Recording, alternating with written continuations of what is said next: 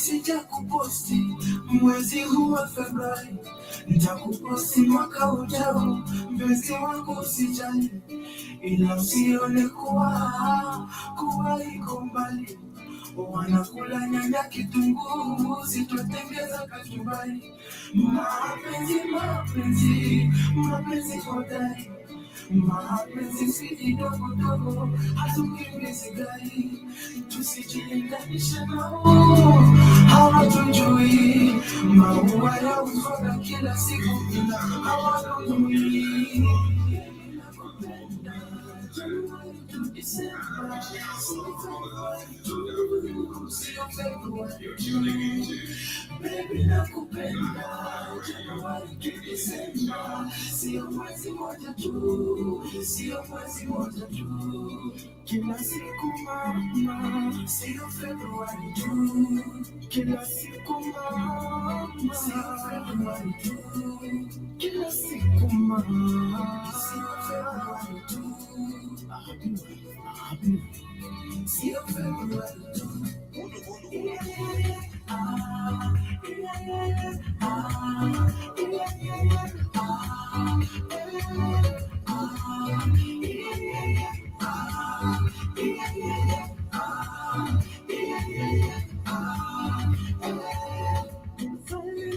Siku nzuri ila sini watofauti na wengine walikopa pesa ili waweze pelekana movie, na sisi tulibaki hapa na najua nikuuma sana.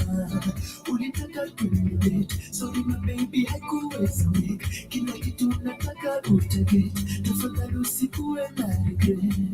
February sio mwezi tu pekee, we love you every day. Baby nakupenda, January to December, sio February tu. Baby nakupenda, January to December, sio mwezi moja tu. Kila siku. Good afternoon, family. Grand Rising. 40 minutes past the top of the hour. Welcome to the Pan-African Bliss Show. Episode of today. Everyone on the network, everyone on the radio, BitChute, Rumble and YouTube. My name is Joby.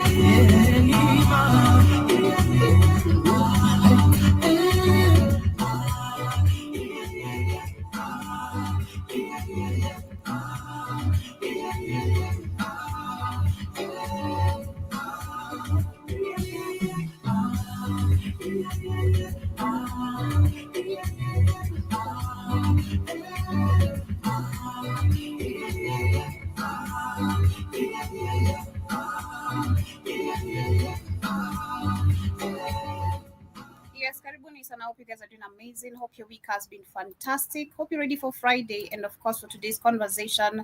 Welcome to the Pan-African Bliss Show episode of today. This is the media of the 21st century, the Black Hot Fire Network radio station. A quick shout out once again to everyone who's tuning in on YouTube, Rumble, BitChute, everyone with us on the radio, to the first-time listeners, returning subscribers, and listeners. Hope you guys are doing amazing today. Today, we shall be discussing about Africans being fighters and warriors, and we shall be discussing a little bit of history. Usually, I have a couple of videos that actually are talking about history when it comes to Black people, the amazing things we've done, and I'll be sharing a video, rather some details and information coming from one of the queens who actually was a warrior, one of the Maroon, who led actually to the Maroon freedom, and that is actually a queen from Jamaica, and I will be discussing much more on that as we get to know much more about her history. She also talk about Black people and the greatness they come up with and the warriorness in innovation, and we've seen recently in African countries like Zimbabwe, Kenya,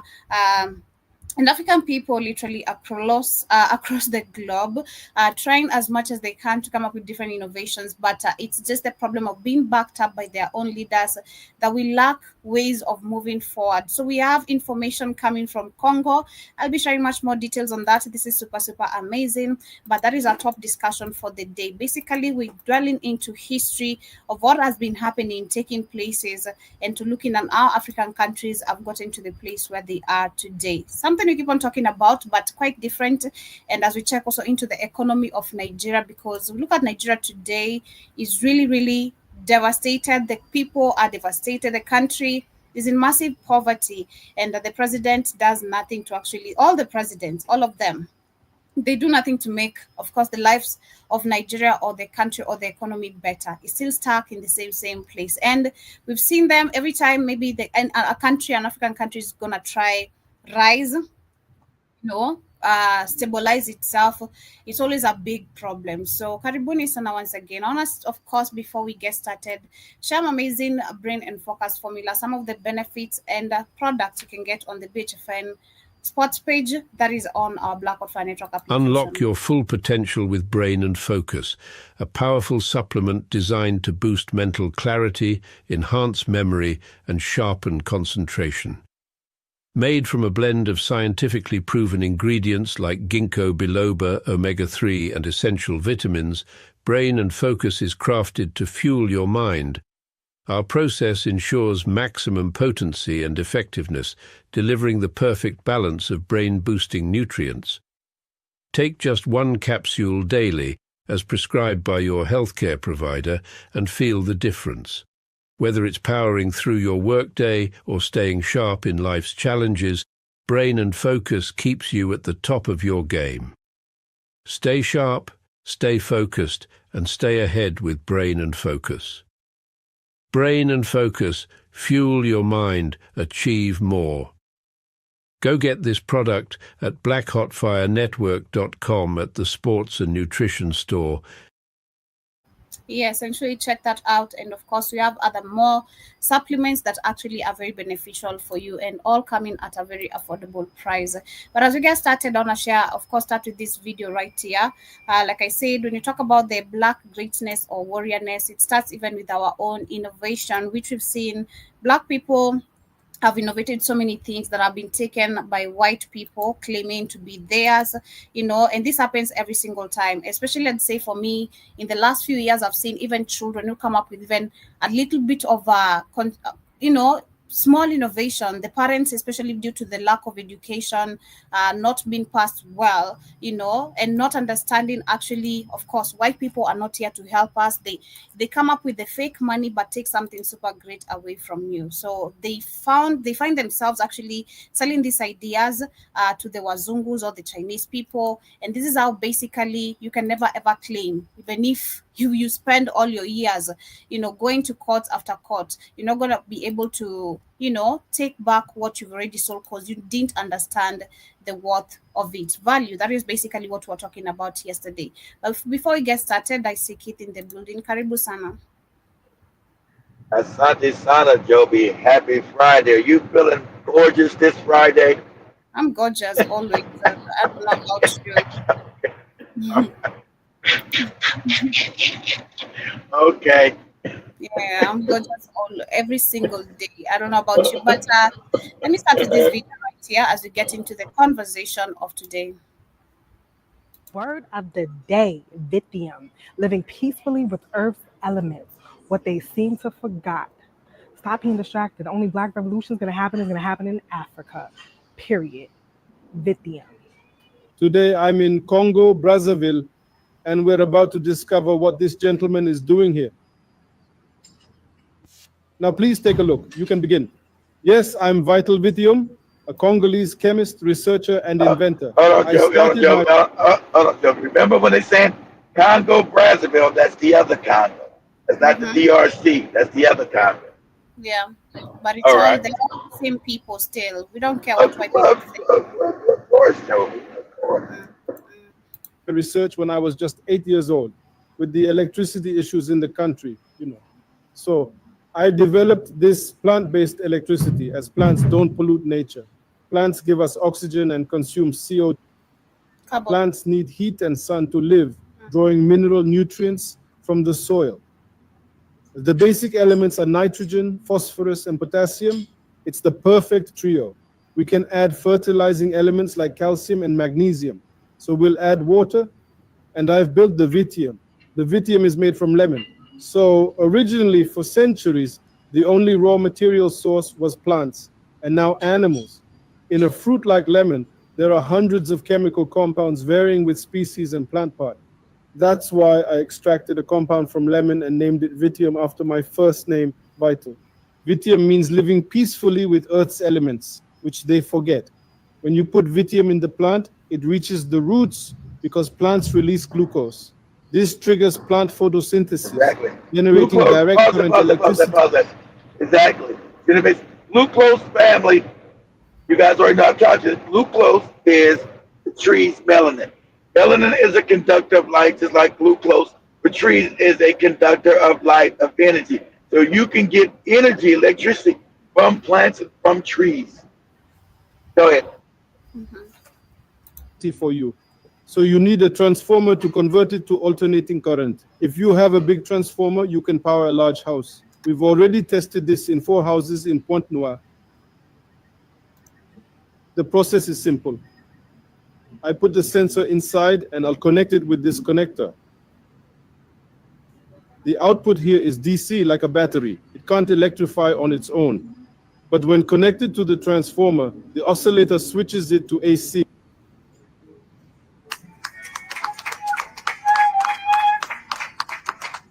Look. Wow. So if you want to power houses and you have 1 or 2 trees, you can electrify a house 24/7. Exactly. As From long the as it trees. works. But this has been Yeah, known. contact, yeah. So all you doing is this is knowledge coming back. I've been told you guys could get electricity from trees. This is just knowledge coming back to the African. The African works in nature. So this is free energy again, as long as you have trees. They run around telling you to cut down all your trees. No, you don't cut down no trees. You don't destroy nature. As African people, we live in harmony with nature. Mm-hmm. Well, it's so impressive, and at the same time, crazy to see that we're not taught enough. Again, despite all the threats we've seen, most of our innovators going through, their lives being threatened. This is not something, but like I can see from the first comment, someone says, unfortunately, putting this on social media isn't the right move, and that's the biggest mistake we all because they know. Everybody knows exactly. They know that when Africans start to create, there is a threat to what to the powers white that people. be. So, but well, yeah, we say the powers that be. So let's see. So if YouTube would stop demonetizing every video we do, everybody else can do it. The white people can say that their videos get monetized. We said every show we do gets demonetized. But you haven't seen me use any profanity. So, but yes, we just say to the powers that be, they know who they are. So, yeah, we're always concerned about our safety because any inventions tears down their system of control that they created. And that's why it's going to have, it's too many. I told you, you're in another age and there's going to be innovation after innovation after innovation. You're not going to be able to stop what's coming.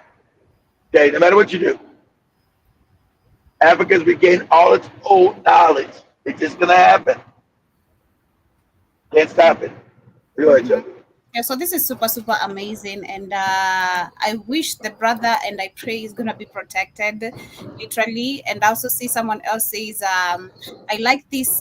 Is this like the guy from Zimbabwe who invented self-charging electrical car, who was discovered to be a fraud? He wasn't a fraud. That is what the mainstream media actually has been promoting. Exactly. Trying to say he's a fraud. He's not a fraud. Because, yeah, they're trying to promote that he's a fraud because we know they're trying to unalive him. He already been proven everything he does works. There's no fraud in it, but that's called propaganda. It's called a psyop because his inventions bring down the whole system of control that they've created. So they got a propaganda, like you said, people have come to him, tried to buy him out. He said the Europeans, the people, he said the oil companies, everybody's come to him, tried to buy him out. Give us your technology, we make you a millionaire. Give us your innovation. Give us this. No, I'm not giving you nothing. Yeah, literally. So I also see someone else on the last comment I'm gonna read. Adds, why don't he just power the entire city or local village and show us what's the way instead of planting it on Instagram? Well, I think I want to go back to what that lady was explaining yesterday, why we always have the white founders as our face of majority of the things we have running or our economy is running. Again, she Yeah. said something where Black people, we've been programmed and brainwashed to believe we need a white man on the face so that we can be able to profit.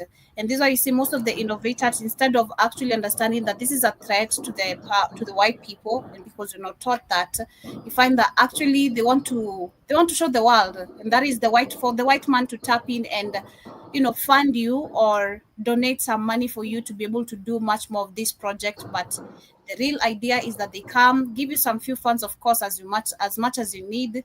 To them, money is not a problem. They create fake papers out of nothing. So is it some few papers?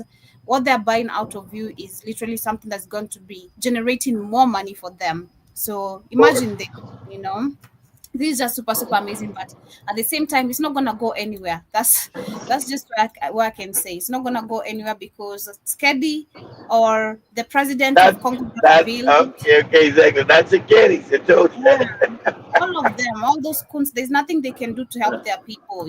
There's nothing they can do to help their people, and that's basically what we've seen. But as we speak about still greatness, I want us to talk about a little bit of Nigeria economy.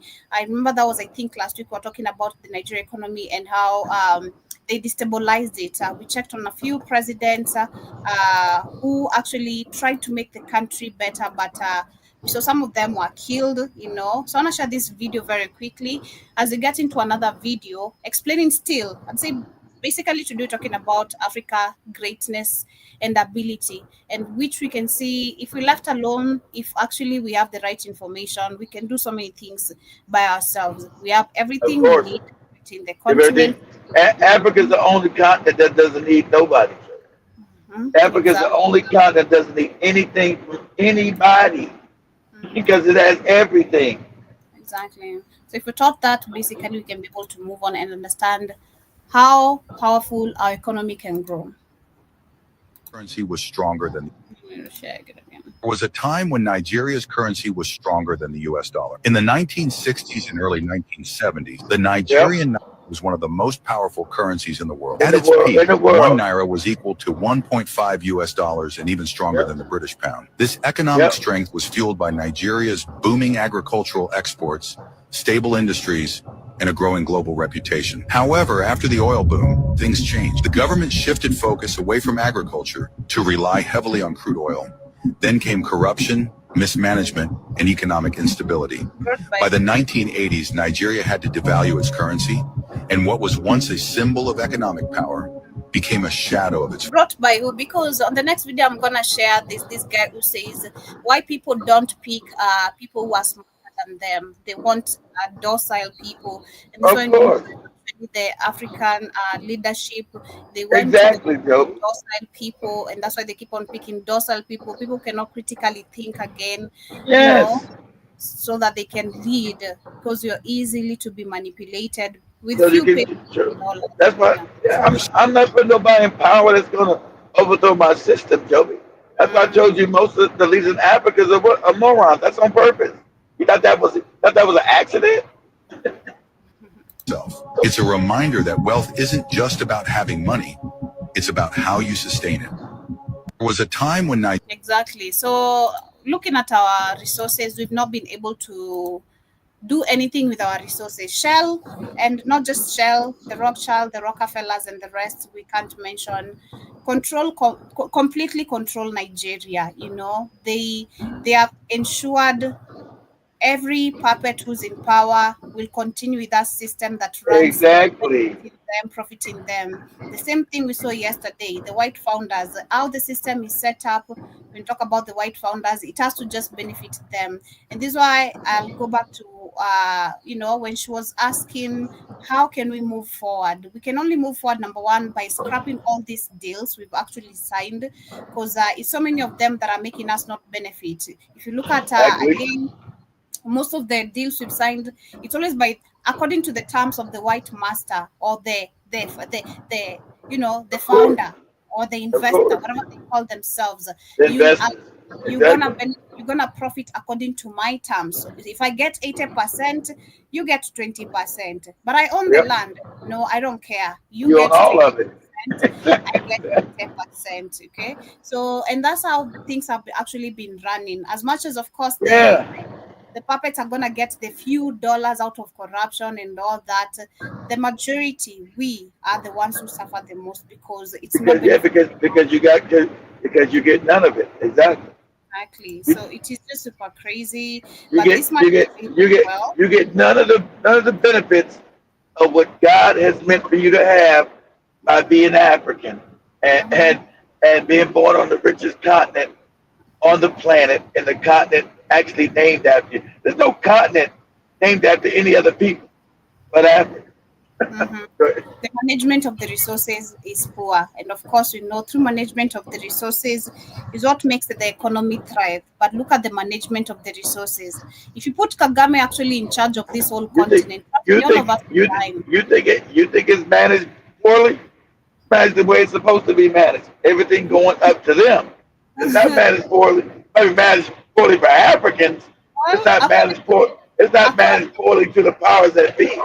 According to the term economy, literally, part of it is where management of resources is what makes economy of a country great. Management of resources. Look at us. But then it's working. Those resources are benefiting Europe and Asia. I get it. That's why I'm saying management of the resources. But let me share this next video right here of this guy who's explaining a bit of literally the rulership and the white domination, if I'm literally saying it right.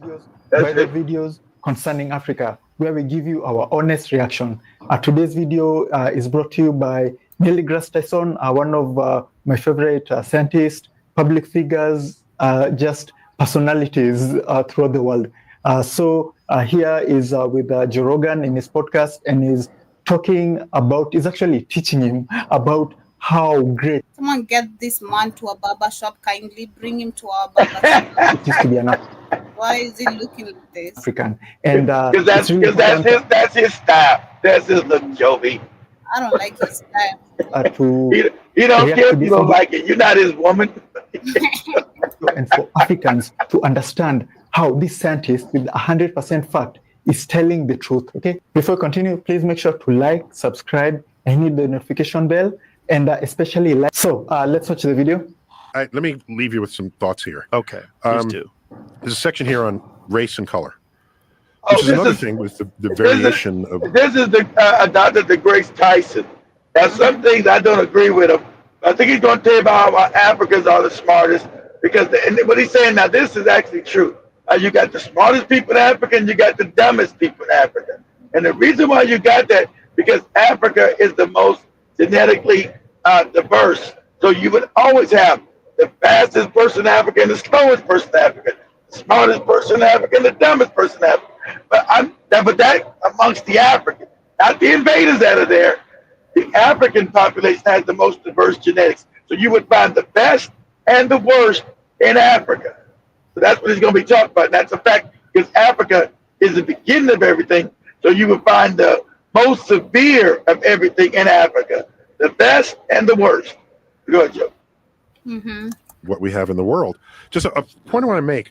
When European anthropologists started running through Africa and started describing what they saw, their urge was to say, everyone in Africa is this thing, and they have dark skin, woolly hair, and that is a thing. And they called it a race, and they called it the Negroes. Okay? And this is our attempt to classify into few categories something that might actually, in real life, be on a spectrum.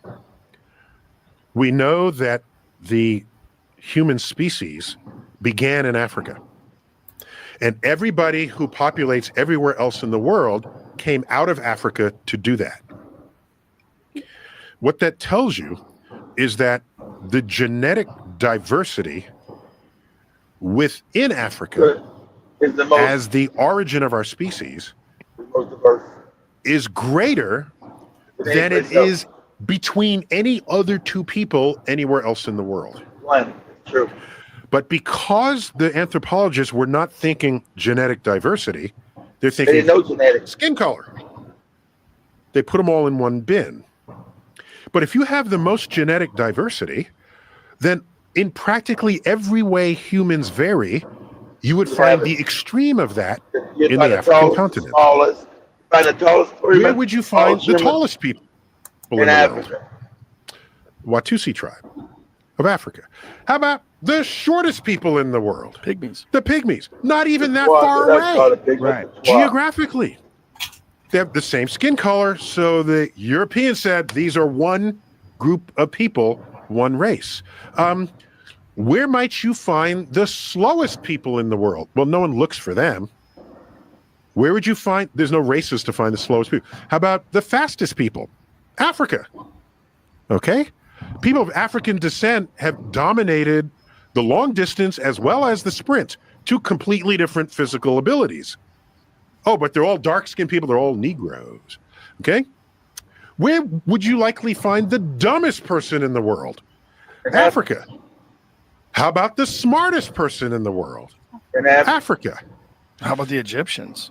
The From Europeans did not look for people smarter than they were. Okay? And to this day, where they find evidence where that might have been the case, They've you hide have it people by. saying aliens did it. Mm. Egypt is, of course, in Africa. Yeah. A brilliant civilization. But Oh my Egypt is gosh. It's Well, Yemen. Europeans were still either disemboweling heretics or whatever the hell they were doing. You know what they It was did. even before that. He's on that show, kids, but you know they was in the caves. You know what they was doing? They were cavemen. So let's whatever they were doing, we don't know. They Thousands of years. ain't sure wasn't in Kemet. We know that. You know, we know they wasn't in Kemet. So my point is, if you don't look for it and you don't find it and you're going to create a map of humans of the world, you're going to put yourself at the top. That's what you're going to do. All of us were. My only point is, when you have that mindset and you have to put yourself at the top and all people with dark skin are one entity, you're not looking for people smarter than you. You're not. There's other evidence here. Do you realize that the people who get the highest scores on standardized tests in England are people, immigrants from the Igbo tribe in Nigeria? Nigeria. And their kids outscore all the quote native white people. They in the town. outscore everybody on the planet. Not just white people. They outscore the Asians. They outscore the East Indians. They outscore everybody on the planet. Period. If you're not looking for them, you're not finding them. It just doesn't. It's a thing. It's all here in this chapter, and all I'm doing is bringing science to it. That's all I'm doing here. That's a perfect place to end it. All is Perfect. So usually we've been great from the what it's crazy that the inferiority that has been so passed in us. I'd say it's traumatic for us as Africans. I want to call it traumatic. Of course, it's traumatic. That's how. You know? That's how. Of course. Yeah, it is traumatic because most of the times when you come discover most of the histories, like the ancient histories, take me back to me being shocked many times, still being shocked today, by majority of the things. It's traumatic. What you get shocked? What are you shocked about, Joe? Let us know. A lot of things. I don't want to go back to that, but I've learned a lot of things, I've learned a lot of things. So it is very surprising to see that all this was hidden. Surprised to know that you're not a poor dumb African. Is that what's surprising? We've been inventors of so many things. Talk about cars, because I remember me in high school saying again, it sounds dumb, but I don't care. Yeah, I used to think Chinese are the best car makers. I'm like, damn, look at what Chinese are really doing. Like, what can when you were young, it wasn't you probably were thinking of Japanese. The Chinese weren't making great cars when you were young. They are now. They are now. You can't make a difference. They're all Asians. So tell an African to tell you the difference between a Japanese and a Chinese. trust me. You know, give them $1,000. They'll go back home with it. Shmani been one of them. Shmani admitted she lose $1,000 right now. Yeah, Shimani doesn't know the difference between a Japanese and a Chinese. Yeah. You go back with your money back at home. So don't try it after time with that. So if I stood a Japanese person in front of you guys alongside a Chinese person, you guys really couldn't tell the difference, for real. No, I Honest. can't. No, I Wow, can't. okay. That's honest. The hair's the same, put the same hairstyle, eyes are the same, you know. All right, okay. They're all short, they all I, eat noodles. I would be able to tell immediately. That's the Japanese, that's the Chinese. I really can't. I'm super sorry. But and then if you throw the Korean in there, the Squid Game guys, could you tell them too? Either. There? Let's say you put the Japanese, the Korean, and the Chinese all in front of you. Could you tell the Squid? Because the guys in the Squid Game, those are Koreans. Man, all the same. Okay. Oh, I can tell the difference. Let me say they all eat noodles. All the same. I grew up watching a lot of, I think, Philippines. Philippines are not the same as the Japanese, are they? No, are they? No, the Asians, but no, the Philippines are considered the Philippines are the Asians still, but they're considered the I'm gonna try to say I'm not gonna stick it on you. They're considered the Negroes of the Asians. Oh, okay. Yeah, you get it. But yeah, the Philippines, personally, I think we grew up watching a lot of Philippines soap operas. So for me, I used to see them as just Chinese. If you ask me, I'm like, this is a Japanese, these are Chinese. They're all the same. The Philippines? Yeah, because it's just the same, you know. I can't tell, like, this is a Philippine. You can tell the difference between them, at least, because they are let me use Shimani's term. They are considered the low budget Asian. I get it now. That's okay, crazy. you get it. That's why I said they're the Negroes of the Asians. But as we move on to the next conversation, a little bit of history, still talking about our greatness. I remember last time I shared a video which gave us details of different women who are actually great warriors who are fighting for freedom in Haiti. When we talk about the Haiti, literally the Haiti revolution, which was the revolution. Which was led by women. So we have Queen Nani. Queen Nani was actually kidnapped from, that is in Ghana, I'd say probably the area of the Mali Kingdom. I'm going to share a video explaining much more details on that. But I want to share a little bit of the article on some of the things she did. And let me share the image on my screen as I get to read this. So yeah, this is Queen Nani of the Maroons, and she was an Ashanti woman who fought and freed over 1,000 enslaved Africans in Jamaica, and this is her story. Queen Nani. She was an Ashanti. So understand. So she was kidnapped. So like I said, that's why I said we listen to the Jamaican accent. It takes you back to the Nigerian. That you can tell the same. You can see the evolution, how that Nigerian becomes Jamaican, that area so she was from the Ghana area, the Ghana kingdom of Ashanti, stolen and taken to Jamaica. So like I said, she's still African. So, like I told you, instead of calling yourself a Jamaican, that's an island. You're an African from Africa. That's why John Guy says we're all Jamaicans. I agree with that, but we're all Jamaicans. But yeah, Queen Nani of the Maroons was a fearless leader and military strategist who played a crucial role in the resistance against British colonial rule in Jamaica. Born in the late 1600s, she was a Ashanti woman from present-day Ghana and who was brought to Jamaica as part of the transatlantic slave trade. And rather than remain enslaved, Nani escaped and became the leader of the Windward Maroons, a community of formerly enslaved Africans who settled in the mountains and waged guerrilla warfare. Not glorilla, but guerrilla warfare. Okay. Nice one.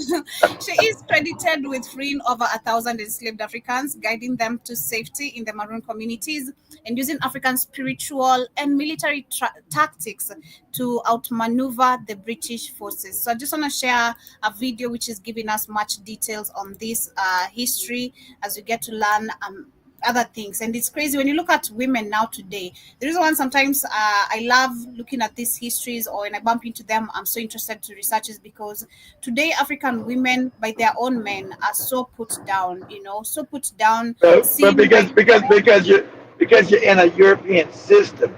Exactly. Back then you were in an African system, like she was a part of. The African women were always warriors, were always looked up to. They were never put down. That's not African tradition.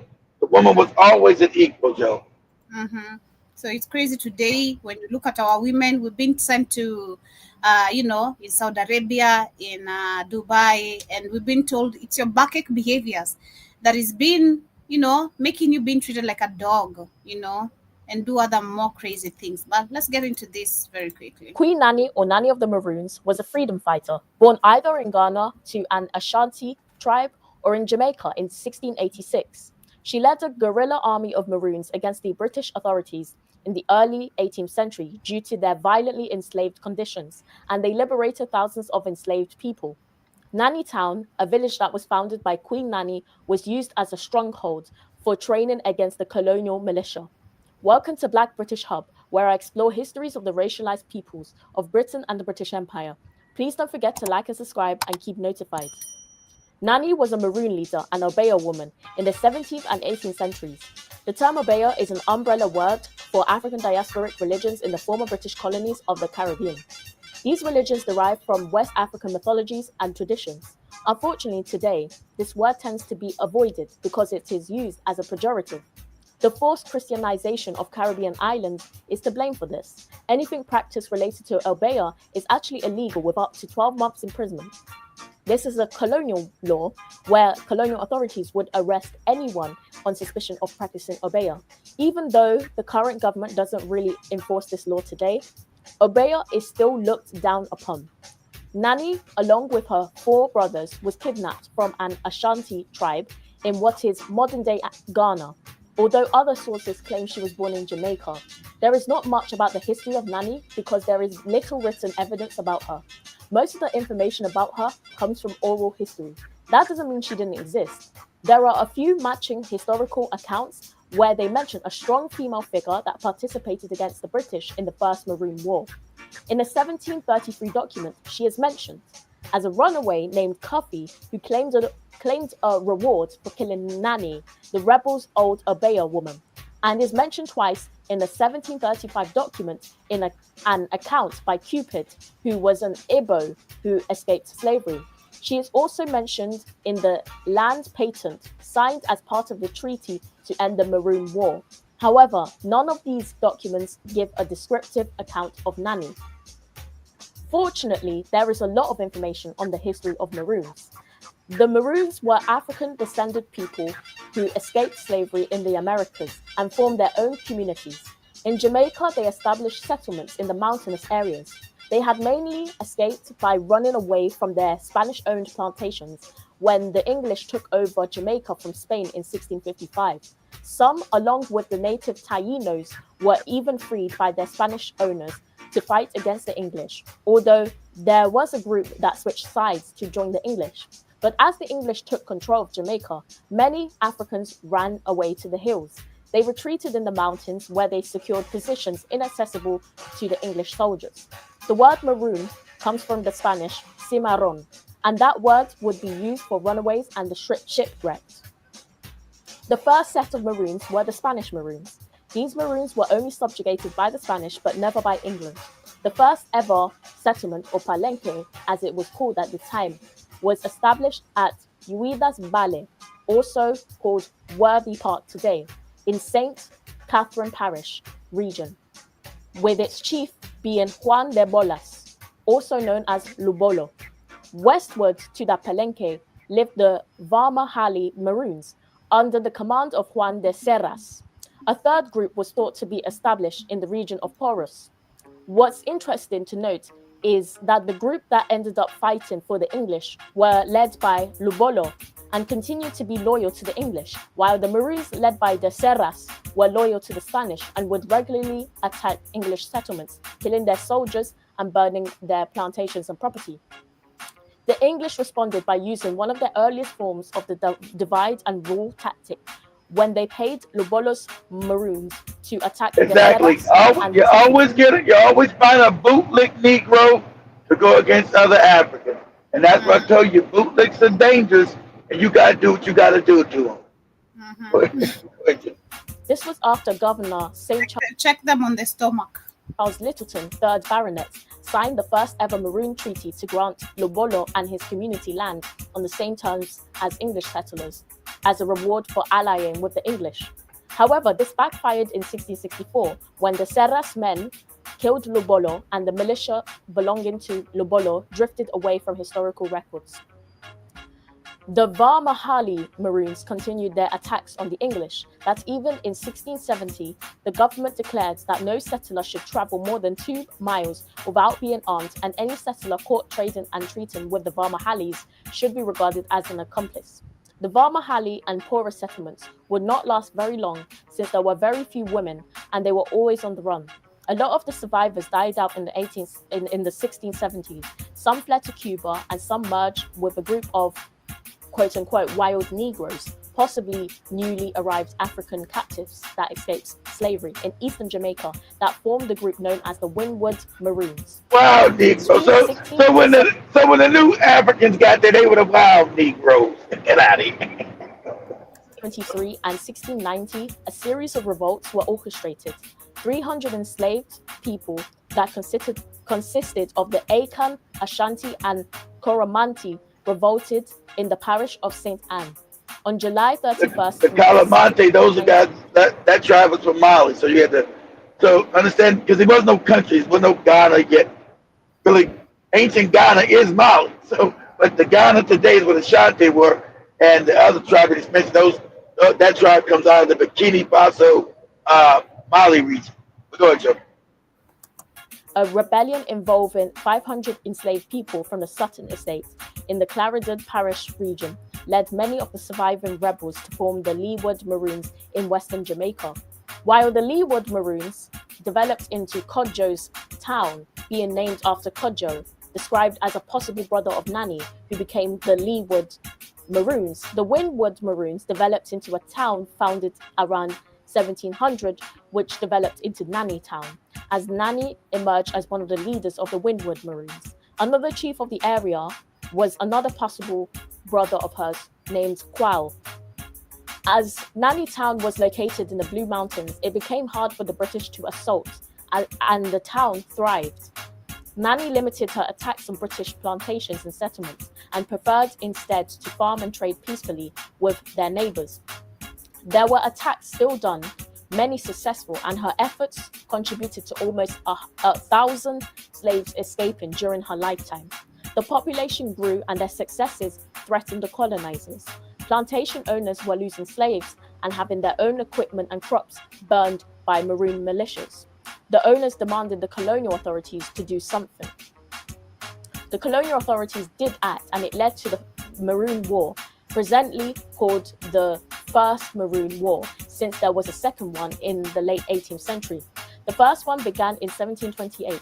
As the colonists spread across the island, there were more hostilities. In September 1728, the British sent more troops to Jamaica, as well as a new governor, Major General Robert Hunter. As colonists spread across the island... And remember, pause it, Joe, pause it. So remember, as these wars are going on with the British now start, this is where you get your Indian population. The British start bringing the Indians in to help fight the Africans. So this is why people say, how is a bunch of Indians in Jamaica? Because the British brought them everywhere they went. Brought in Kenya, Tanzania, South Africa, Zimbabwe. That's why the British brought the Indian to help them fight the wars against African people always. That's why they're super racist. Go ahead, Joe. Them, and the Maroons grew. Brian Edwards, a prominent speaker for the planters and the author of Maroon Negroes, said that the primary cause of the war was that they started bringing Kamala Harris's family in over there. That's where her family comes. Militias became more aggressive towards the Maroons, and the altercations became more violent.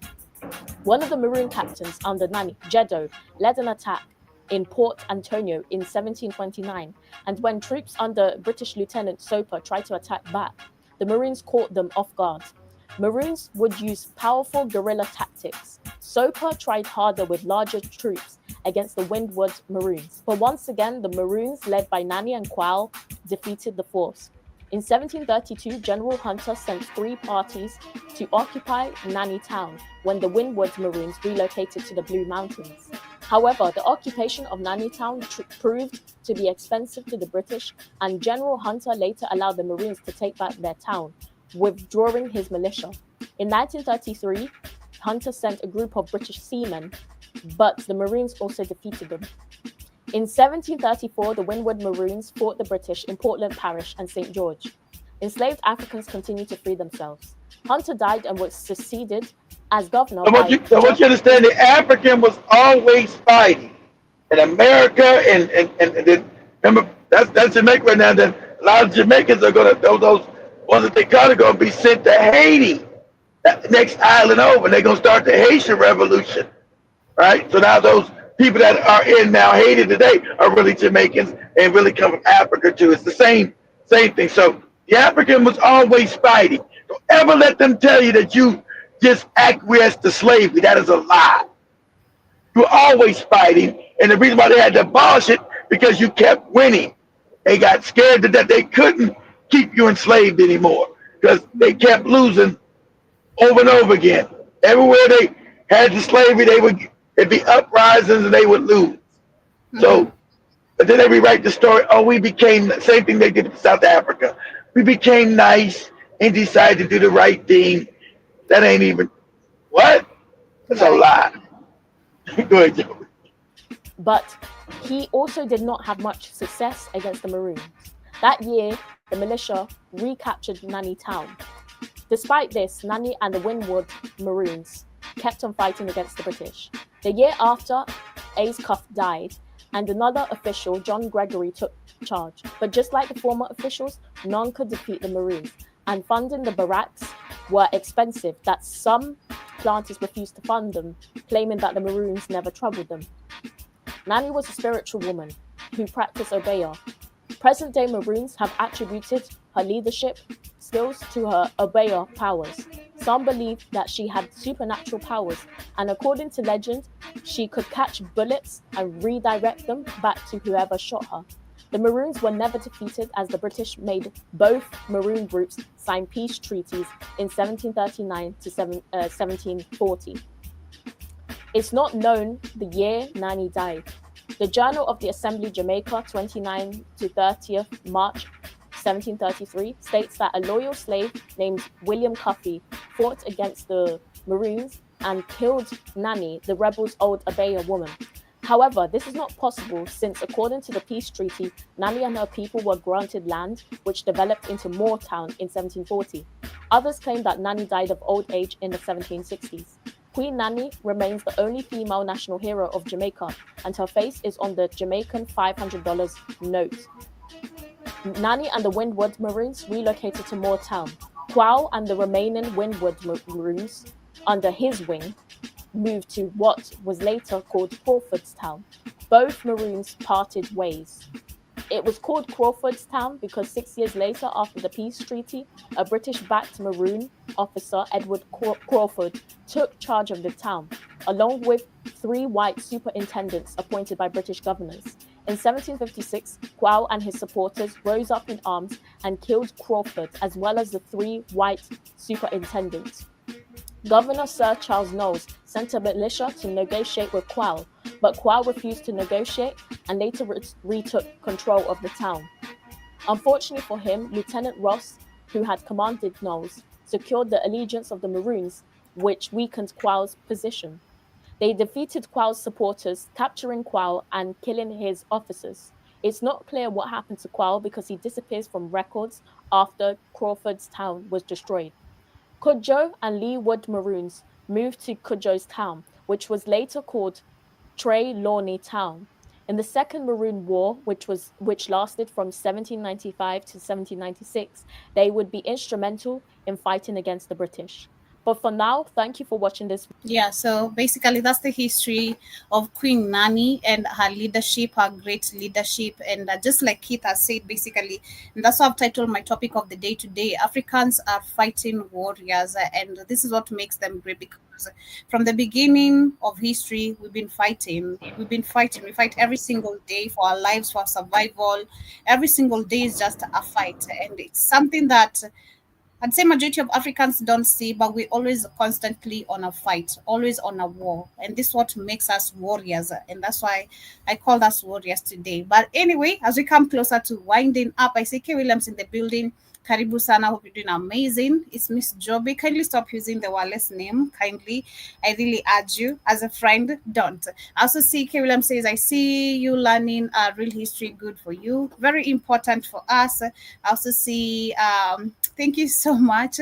I don't have money. Maybe you send me money. It's supposed to be vice versa. As a matter of fact, I receive, not me sending. I receive, Yes, asante sana for tuning in as we come closer to winding up. This has been our conversation for the day. I've shared a video, of course, talking about the great history of Queen Nani. And I feel like this is something that also should be taught to the young girls today, because something the lady I was sharing a video on Wednesday on the Africa Today show, she said, our confidence has been killed, and it takes a lot of time for Africans to gather their confidence. If you look at our women today, like for me, I'm a good example. Every time I walk, every time I snub a man, they always have some smack to say. But if you really have the confidence and you know yourself, you're not going to be triggered. But sometimes for me, I do get triggered because who do you think you're talking to? You just, we may get triggered because I want to show you, who do you think you're talking to? I can get your ass beat. I can face you. I've faced literally people face to face telling them like, yo, say what you said, say it out louder, So I hope women can be taught that we've been really great from the beginning of history. We've also participated in revolution, in wars. We've led, we've been great people. And that is the information that should actually be passed generation to generation to generation. But of course, asante sana, this is where we're coming to the end of today's conversation. Also shared a little bit of what how Nigeria's economy was looking like back then. Later on tonight, we shall be talking about much more conversations of what is happening, of course, in the States politically. Why is it that we have all this banning planes? But before we get to wind up, one more story is coming from Kenya. And this is about the Haiti troops, or the Kenyan troops are supposed to be deployed, or so far deployed in Haiti. And a peacekeeping mission in Haiti led by Kenyan troops is supposed to cost Kenyans at least 4.5 billion Kenyan shillings within the first year it has been in operation in the Caribbean country. While the mission was approved by the UN Security Council, it is not led by the UN, plunging it into the financial crisis, leaving the mission to rely on voluntary contribution from member nations. The Kenyan government, through the Treasury, is now seeking approval for the additional of 2.5 billion Kenyan shillings to support the mission after the earlier 2.1 billion Kenyan shillings expenditure that went in supporting the 799 Kenyan police in Haiti. But trust me, this Haitian, the troops are not being paid. We saw them complaining. 3 months been there. They say they're not being paid any penny. So where's the funds? We can see literally this is all money, money scam just going on here. Our people being turned against each other because it's Kenya against Africans, the US and our puppet in the middle. And where are the funds? Because what do you mean we're supposed to be spending much more? 4.5 billion Kenyan shillings. Where is 2.1 billion Kenyan shillings that you are first given? Why do you need much more money? We're dealing with a lot of corruption. This is basically what we're talking about. We need to be taught how much of warriors we are, and we need to be fighting for our freedom. But yes, we're coming to the end of today's conversation. As we wind up, I don't know if Kitty, you have any closing remarks? But my closing remarks are: first, I'm gonna see if YouTube is going to monetize this, but we've said nothing out of the way, nothing crazy. So we'll see. Because I want to say we've been fighting ever since these people got out of the bottle in 1492. There's been an open war against us, and at the end of the day, we're the ones that's going to win it. That's what's so funny. We're the ones that's going to win it. I'm being coded. We're the one that's going to win it. And that's about it. And I also want to say, do you guys want some KFC for lunch? Yeah, wouldn't mind. Really appreciate so much. You're asking the wrong person. You're asking the wrong person that question. So I'm not gonna say no. Of course, yes. Why not? And Shaman and them, they want KFC. They're outside. I think they we are torn, but they're coming back. But yeah, they wouldn't mind. They're gonna say yes, of course. Are you gonna make them say yes? Of course. Why would they say no? If they say no, they're no longer my friends. They can go to hell. But anyway. Wow. Have yourselves a beautiful day. Thank you so much. See you guys, of course, later on the Rhythm Scoop Show. But this has been the Pan-African Blues. In case you're here for the first time, once again, subscribe, follow us on whichever stream you're watching this live from, and of course, ensure you also have our application so you can get notified every time we are coming back live. We have shows back to back, not just this. We have Iwaton coming back with Let's Pop. See if she's bringing Maponga back or maybe Lumumba. Then Lumumba is gonna tell you what I think Lumumba goes to their ass. Lumumba is not gonna allow you here to talk for 7 hours. It's gonna be like, excuse me, my friend, time and discipline. You understand? People are tired. Exactly. Don't you understand? I got places to be. We've been here for 3 years. Allow me. Lumumba didn't stay and talk to nobody. He was out of there. He was gone. For a minute, even his accent was gone because he was standing on business. Like I was not telling those words dragging.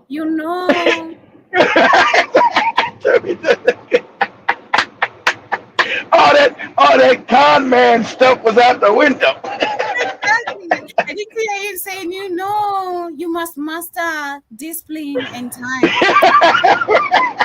Time and discipline. You cannot be asking a question for the next 1 hour. Much love. I mean, that's a beautiful. Hey, Peter Lumumba, hey man, you're being filmed. You're going to dial that back. Oh yeah. Okay. Oh yes. Go with your question, young man. Go ahead. Meet these people and you'll see their true colors, like kids say. See, man, their true colors can come out, and we saw it. Yeah. You're like, wow. Okay.